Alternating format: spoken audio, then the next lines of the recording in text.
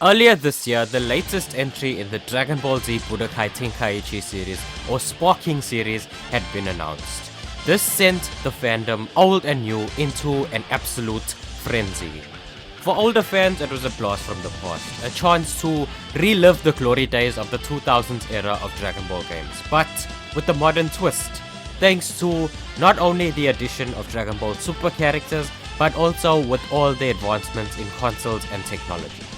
A beloved series that held a special place in so many people's hearts and was considered the holy grail of Dragon Ball games was making a comeback, and it struck at all of our nostalgia nerves.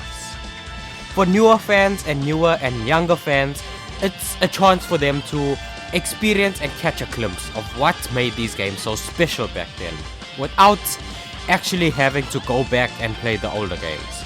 I know for some fans, when there's a new entry in a franchise on a modern console and that's their first introduction to a franchise, and then they try and go back to the beginning of the franchise with games from older consoles and generations, it doesn't always work out too well for them. They find difficulty in adjusting and are likely to lose interest. That's just the generational gap though. As some people would put it, you just had to be there. So this will be a nice introduction to the Tenkaichi series for those people. As of now, fans have simply referred to this new project as Tenkaichi 4 because it doesn't have an official name as of yet. It's going to be an official sequel to the original Budokai Tenkaichi trilogy, so that means games like the Raging Blast games are spin-offs, I guess, and we can all forget about that dumpster fire that was Ultimate Tenkaichi. Seriously, screw that game, by the way. I did videos on these games that you can check out in the playlist on screen, but for today's topic I have just one question, which is, where the hell is Tenkaichi 4? What the hell happened? That's technically two questions, but anyways guys, if you enjoy videos like this, don't forget to smash the like button and subscribe to this channel. So, Tenkaichi 4 was officially announced in March. I remember waking up and seeing everyone losing their minds over what was going on, and I genuinely thought that it was fake. It wasn't real. Even after seeing the teaser trailer, it took me a good amount of hours to really process things. That day was something special.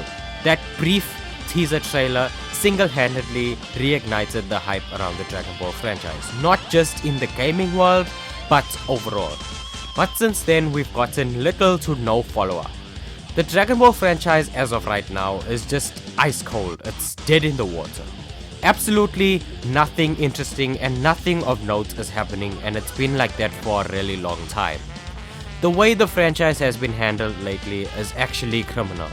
But that's another video in itself that I will definitely be doing for another day.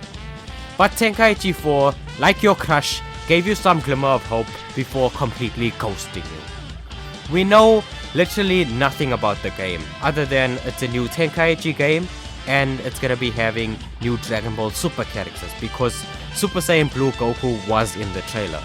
But that's about it. We don't know if it's gonna have the same playstyle and controls, use the same engine, story details, release dates, and console eligibility. It's so uncertain right now. Like, why would they tease us like that if they were so far from being ready? Why would they just do that? Like, did they want to hotshot things to just throw us a bone, give us something to be excited to look forward to? Perhaps. But if you're gonna do that, then at least be consistent. Drop some info here and there. Leave us some crumbs at least. I'm not asking for them to send us copies of the game in our mail or something. Like, just give us some small tidbits, build hype and advertising. Let us get more excited. By not capitalizing on the initial hype of everything, the hype has died down and it's become an afterthought, and a game like this does not deserve that at all whatsoever. It's possible that the game is either delayed or in extremely early stages, but then they should have just waited a bit longer to reveal it in that case, in my opinion.